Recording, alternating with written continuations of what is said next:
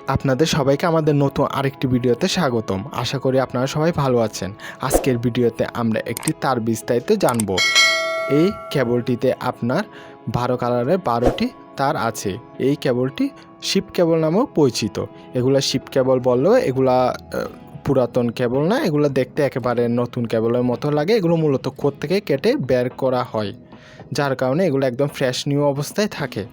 খুবই ভালো মানের তার। এই তারগুলো বিভিন্ন ইলেকট্রনিক্সে ওয়্যারিংয়ের কাজে ব্যবহার করা হয়। আমরা একটি তার নিয়ে নিই এবং এই তারটি আমরা দেখব কি পরিমাণে এটি আছে, এটা আমরা একটু বিস্তারিত জানার চেষ্টা করব। আমরা দেখতে পাচ্ছি এখানে 12 কালার 12টি তার আছে। এখানে আমরা একটু গণনা করি 2 4 6 7 8 9 10 11 12। তারগুলো দেখতে অনেক সুন্দর।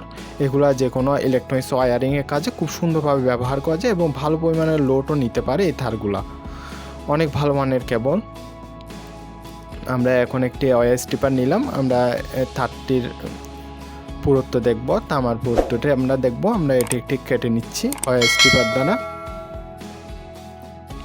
আমরা দেখতে পাচ্ছি ভিতরে থামার পরিমাণ ভালোই আছে, ভালো পরিমাণে একটি অ্যাম্পিয়ার লোড নিতে পারবে এই তারটি।